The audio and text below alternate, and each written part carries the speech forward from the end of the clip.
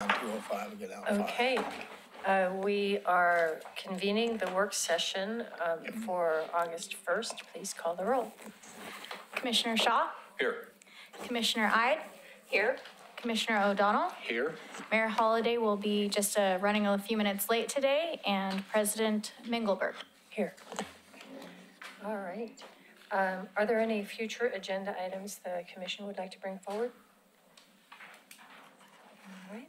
Hearing none, let's begin discussion item PC 18-102, policy direction, creation of a hearings officer to process appeals of land use decisions. Ms. Turway. Thank you very much. We're here today to talk about policy direction from the City Commission to staff if we should continue to investigate a avenue in which a hearings officer hears appeals from land use applications. I'll kind of go through which applications can be appealed and how that process works a little bit as well.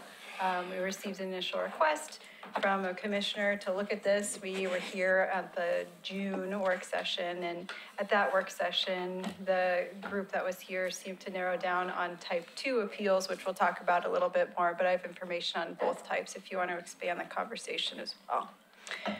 All right, so a hearings officer, that is a person who would sit where you guys are sitting and they would make decisions on land use appeals. They would hold the same power that you hold now. So just like you, they would have expertise in how to run a meeting in accordance with all our rules, and then how to analyze the merits of a case, the criteria, how to look at a staff report and findings and figure out that if criteria is or is not met. They are in charge to make sure that our staff reports that come out of the city are adequate as far as findings and conditions of approval are legal as well. They also are in charge of rendering a decision that is free of bias and conflicts of interest. Most of the time they're lawyers. They don't have to be lawyers. That just happens to be how most of them are. Some cities have hearings officers on retainer and they use them as needed. I'll go through and show you how many appeals we've had this year. And also feel free to jump in or stop me as we go through this. So for the viewing audience, land use, I wanted to just give a little bit of background on what hearings officers do in a bit more detail. We have a city adopted code. We adopted as a community, and it takes a lot of public involvement and a series of public hearings to do so. And when development comes in, we make sure that that development complies with these code standards. Examples would include how many windows, what type of building materials are appropriate, that sort of thing. And depending on the level of discretion within those criteria, that tells us what the review process is.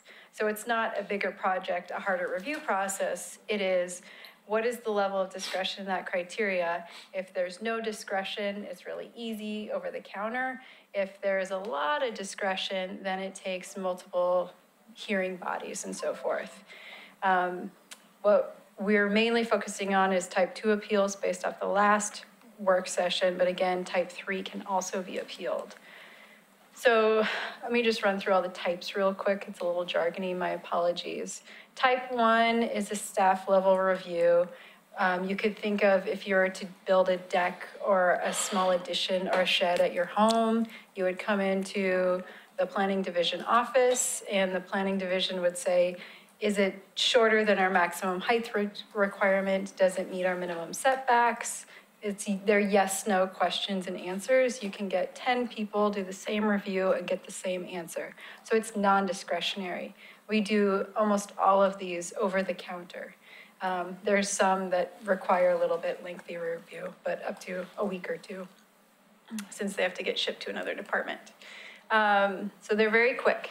Because there's no discretion, there's no appeal process. So for this purposes of this, we're not really talking about type 1. Type 2 is discretionary, but it has minimal discretionary. You could think of things like new buildings and land divisions. Those all fall under the type 2. In Oregon City, actually a bulk of what we do is this type 2 applications. those do involve discretion, so they involve public input, which is a good thing. And we do a lot to make sure that the public is involved in these reviews. We post the applications on our website. We send out lots of emails, or actually un-email to a lot of people. We mail notices to properties within 300 feet. As a sidebar, the legal requirement is 100 feet, so we triple that, that's good. And then also we post signs on the property, so if you're driving by, you can tell something's going on. We take public comment in during a public comment period, then we close the public comment period, write up a decision, and then that's the end of the decision. At the end of that, after we notice the decision, we wait 14 days. And within 14 days, anyone who participated can appeal the decision for whatever reason they want.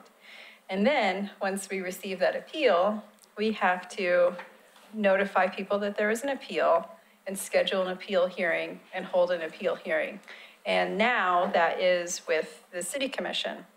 And one of the things I think that's up for consideration is, should that appeal hearing happen with a different person instead of the City Commission? But the process is still the same, the public involvement is still the same, the opportunities to participate, all the same. And then that would be the final city decision, and that decision could then be appealed to the Land Use Board of Appeals, or LUBA, and then the LUBA's decision could be appealed to the State Court of Appeals, and then that can go to the State Supreme Court, which we've seen recently, some of those. So here's a little flow diagram on one side, how we have it now, and then you can see how it's changed with the orange in there. Type 3's more discretionary, no surprise. So if you think about neighborhood zoning designations, it's common to see homes, but it's probably less common, but not surprising to see a school or a church or a nursing home or something like that. So it means that the criteria is more discretionary. Maybe we want to take a closer look at landscaping or traffic impacts on the neighborhood, things like that. So we have a public hearing. So we do the same public review that we talked about before, but we also posted the paper. And we have staff that writes recommendations. So same report as before, but it's a recommendation, not a decision. And then it goes before the Planning Commission, which we all know is a group of 7 volunteers. And they review it and make a decision.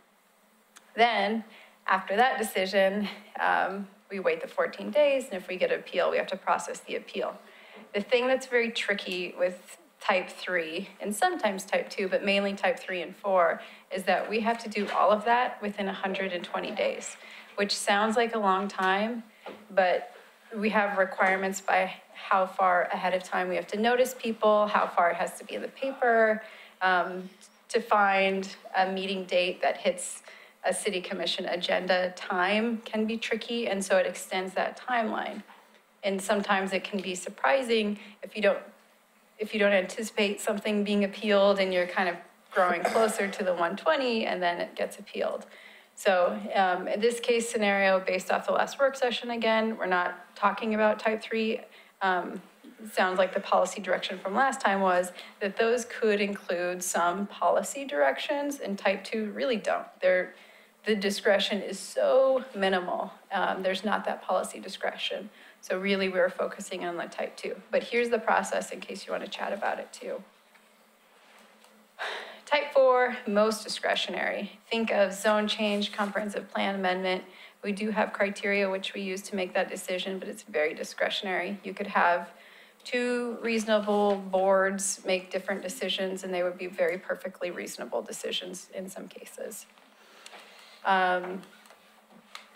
Same thing, except for after the Planning Commission hearings, now we have to have City Commission hearings, and that can be even, mathematically, it's hard to figure out how that fits within 120 days with our noticing requirements, then however many hearings Planning Commission takes, and then however many hearings City Commission takes. But that is what the timeline is. There's no appeal for this because you're the final decision maker anyway. So really what we're just focusing on as even potential for a hearings officer would be type 2 or type 3. So you probably want to know what our history is for appeals. Here is a very colorful graphic. They're sporadic. I mean, maybe you could say we get 2 type 2s a year, sometimes not. Type 3s, a little increase lately. Type 3s include decisions from Planning Commission and Historic Review Board, by the way, since you guys do see both of those. So not a lot of patterns there for how much we receive appeals. For appeal options of bodies who are able to listen to or consider appeals, there's three main things.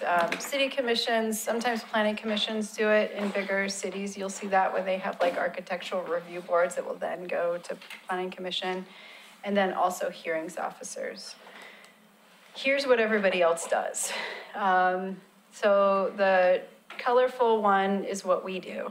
So you can see we're on there, and our type 2s go to city commission, and then type 3s also go to city commission. It's very normal or typical for jurisdictions to send the type 3s to their city commission. And for type 2s, most of them send them to hearings officers. There is a list in some of them because it depends on which board is making which decision in some cases.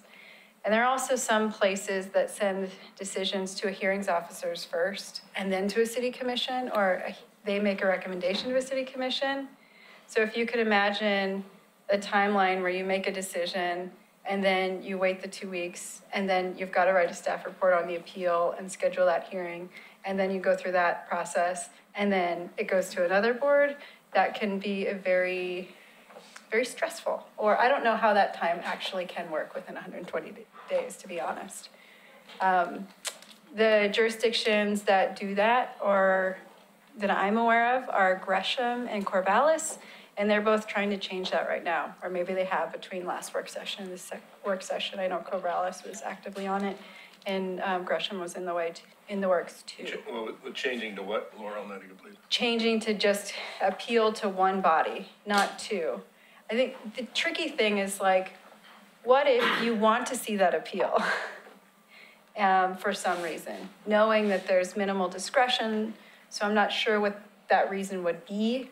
Maybe there's criteria legal-wise is pretty clear, but maybe you'll want to see it for some reason.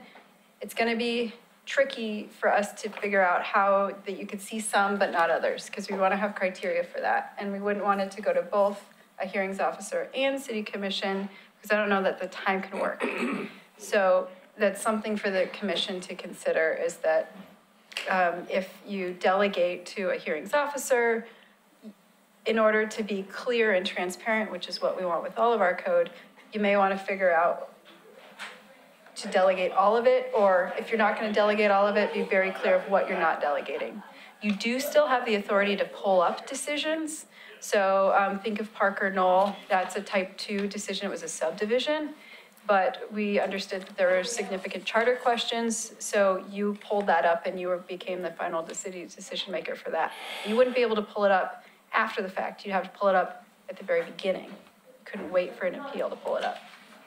All right, so here's the- So hold on a second, if the hearings officer made a decision, we couldn't pull it up after he'd made a decision? It's however you He want or to she? write the code, but I would recommend not, because fitting that within the legal timeline that we have would be tricky, and also figuring out what the criteria is for you to decide if you want to pull it up without being arbitrary is also a little tricky.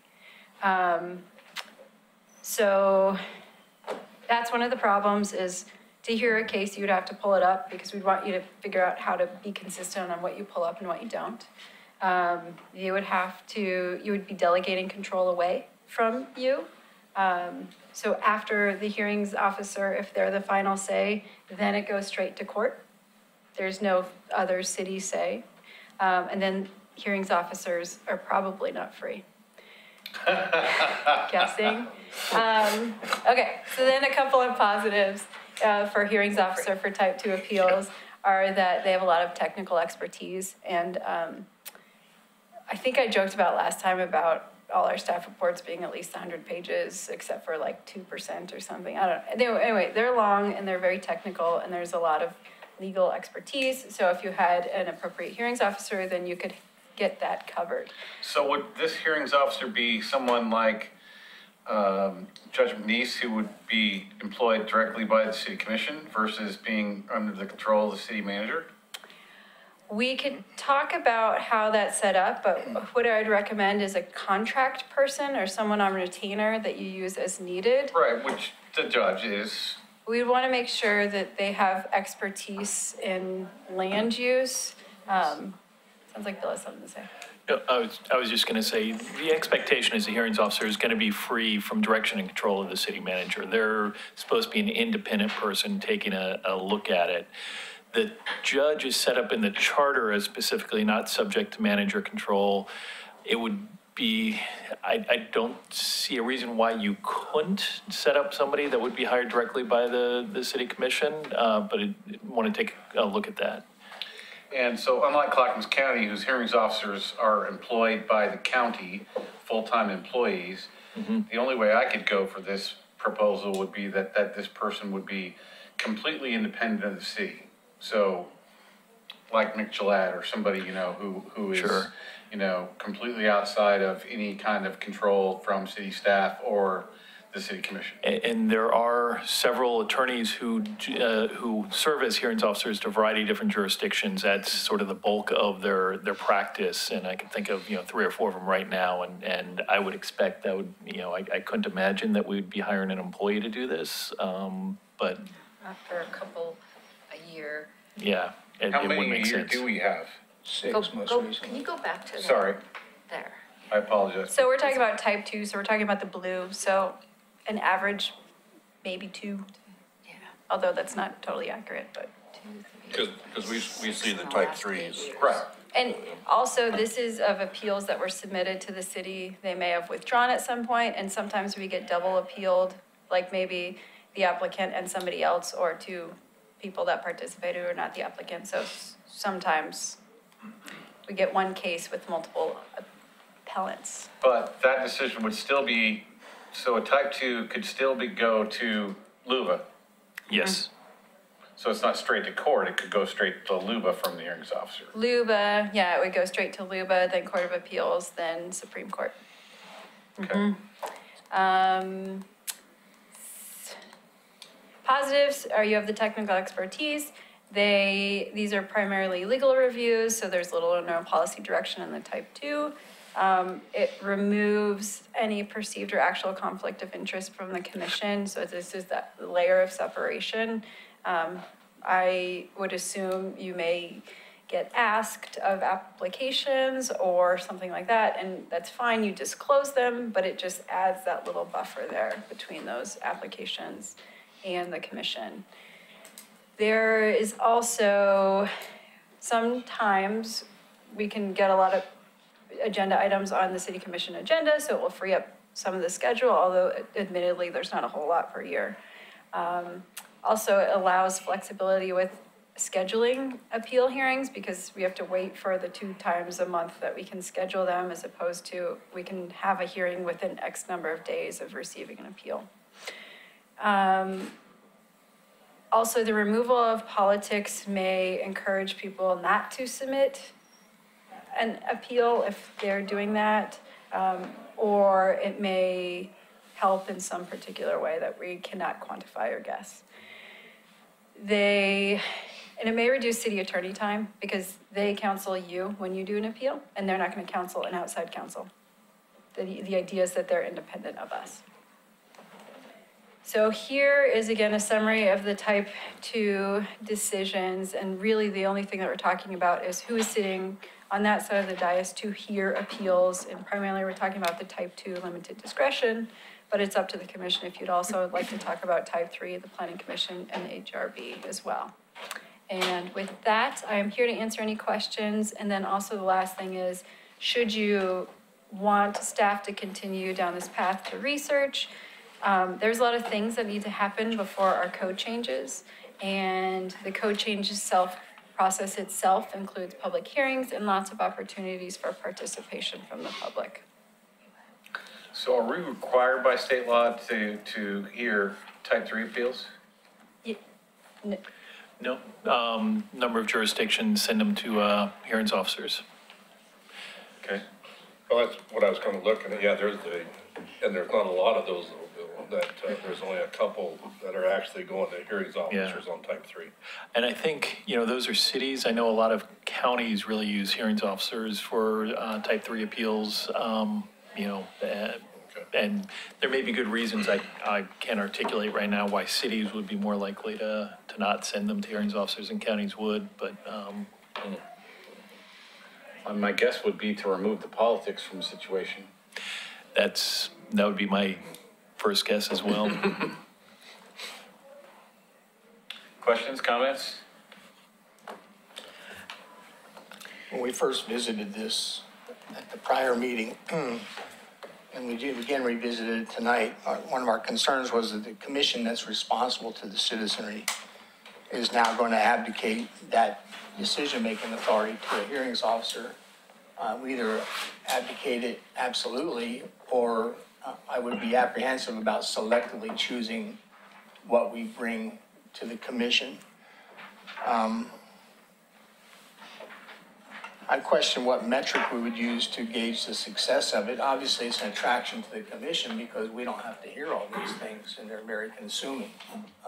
But what metric would you say we put this in place? You know, if I were to cost it out, there's obviously a staff cost per hour to do this, and then there's a legal cost per hour. I suspect that's a significant multiplier. That's saying, plain language, an attorney costs a whole bunch more than our staff does. Are we going to be 5, 6, 7, 8 times more efficient in processing these things? The time will probably be the same. The staff costs will probably be the same. The only difference would be if you hold multiple hearings for appeals, that would cost more time and money. This board hasn't done that, but if other commissions maybe take a while to get a decision on appeal. So the cost savings is a little bit hard to quantify. The only thing that we know for certain is that the city attorney's office wouldn't have to support the hearings officer like they would have to support commissioner. So sometimes Carrie will write up like a memo of something. That wouldn't happen, likely.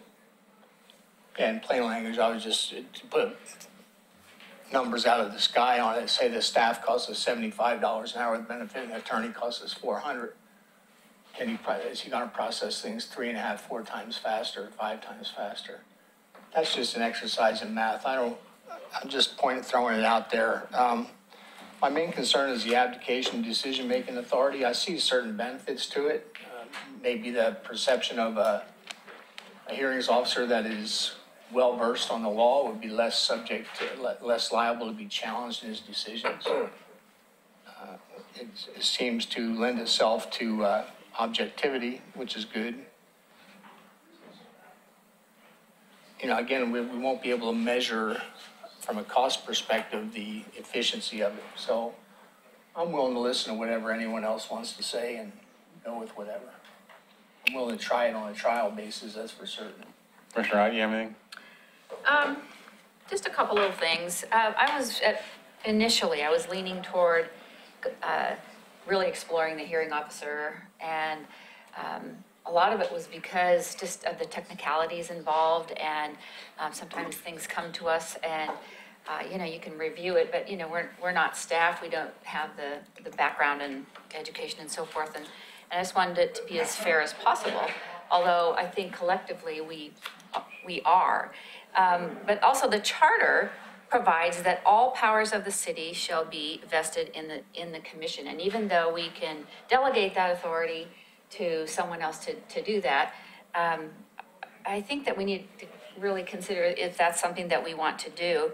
And I'm always reminded that we were voted in to make these decisions. Some are more easy and some are more difficult, and that we need to step up and do that. So I'm now leaning more toward just keeping with the status quo and letting the city commission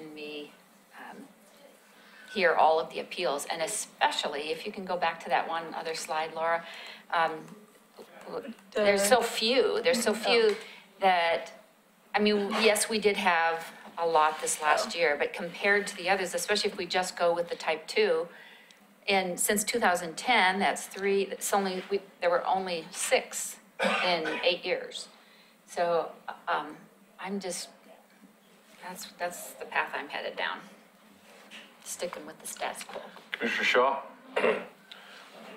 Well, I'm gonna agree with Commissioner Hyde on that. It's just, if we were talking about doing this for type threes, obviously you can see that this would be a very good time savings for this commission and staff by going with a hearings officer. It would relieve us of a lot, but it's not. We've only had a few of the type twos, and for all that this is gonna, all the effort that's gonna generate to make this change and everything, I think I would go with status quo, as Commissioner Hyde was saying too, so. Commissioner Megenberg? I really want to thank staff for their thorough presentation and all this research. It's really helpful to me.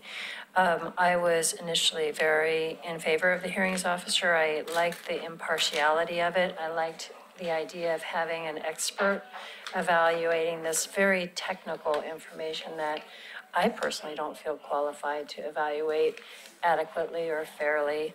I also like the idea of a hearings officer being consistent and providing our residents and citizens over time, a consistent framework that they can expect decisions would be handled professionally and there'd be consistent logic around the decision making, and that's helpful to have predictability as opposed to the revolving door of different commissioners over time.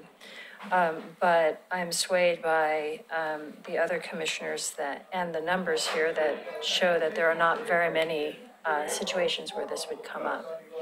It did seem like this last year that there were an awful lot of them that were taking a lot of time and were very complex and political, and that was what brought forward the conversation, I think. But as you step back and you look at the numbers and you look at what other jurisdictions are doing, I'm willing to just keep the status quo for now. So let me make an attempt to sway some opinions here. As far as Commissioner O'Donnell's argument about abdicating, we've already written the policy. We've reviewed the code. We've made the decisions on any changes. So we wrote the laws. All we're asking for is to have an impartial jurist, whoever it might be, to interpret those codes and those appeals. Which, again, while I've been doing this for many, many, many years, there's a lot of times that I don't feel qualified to make those kinds of decisions.